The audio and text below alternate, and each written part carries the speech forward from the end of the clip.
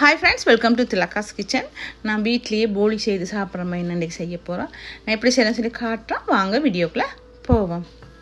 இப்போ ஒரு பாத்திரத்தை எடுத்து அதில் நான் பச்சை கோதுமாவு 2 கப் சேர்க்குறேன். இது பச்சை கோதுமாவு 2 கப் சேர்க்குறேன். சேர்த்து இதுக்கு கொஞ்சம் மஞ்சத்தூளும் சேர்க்குறேன், கலர் கொடுக்கறதுக்காண்டி.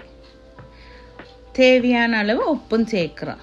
சேர்த்து இதுக்கு நாங்கள் தண்ணி பார்த்து தான் ஊற்றணும். மாவு கொஞ்சம் இறுக்கமாக தான் இருக்கணும். கொஞ்சம் ஆயிலோ பட்டரோ கொஞ்சம் நாங்கள் சேர்த்துக்கலாம். இப்போ இதுக்கு தண்ணி பார்த்து தான் நாங்கள் ஊற்றணும். டப்புன்னு ஊற்றினா மாவு லூஸாக இருந்தால் போலி செய்கிறது சரியான கஷ்டமாக இருக்கும். இந்த மாதிரி இறுக்கமாக செய்துட்டு இந்த மாவை நாங்கள் இடிக்கிற கல் உலக்கையால் நல்லா இடிக்கணும்.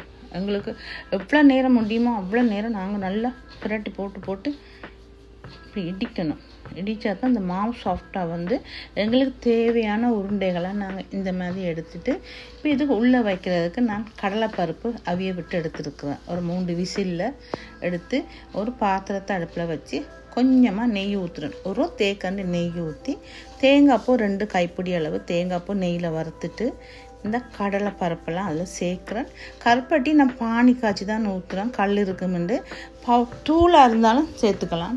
இப்போ கொஞ்சம் உப்பும் விட்டு இது நல்லா எல்லாத்தையும் நல்லா கிளற இது நல்லா இறுகி நல்லா வரும். இதை அப்படி எடுத்து ஒரு ஓரமாக வச்சுட்டு நாங்கள் இந்த போலியை சின்ன சின்ன உருண்டையெல்லாம் உருட்டிட்டு அதுக்குள்ளே வச்சு தட்டி போட்டு நாங்கள் நல்லா சப்பாத்தி கட்டையால் நாங்கள் நல்லா இந்த மாதிரி ரொம்ப அமுத்தி இறுக்கமாக செய்யக்கூடாது, எல்லாம் வெளியால் வந்துடும். அதனால் லூஸாக தான் செய்யணும். முடிஞ்சால் கையால் கூடி நாங்கள் செய்து எடுக்கலாம். இப்போ இது இந்த மாதிரி செய்து எடுக்கணும். நாங்கள் சின்னதாக தான், பெருசாக தேவைன்னா பெரிய உருண்டையில் எடுத்து செய்யலாம்.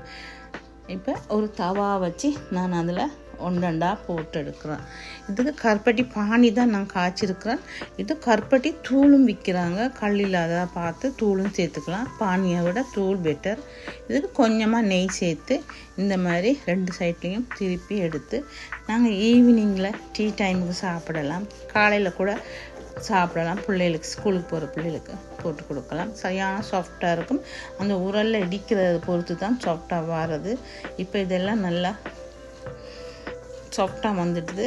இதே மாதிரி நீங்களும் செய்து பாருங்கள், பிள்ளைகளுக்கு செய்து கொடுங்க. உங்கள் எல்லாத்துக்கும் பிடிச்சிருந்தா லைக் பண்ணி ஷேர் பண்ணி சப்ஸ்கிரைப் பண்ணுங்கள்.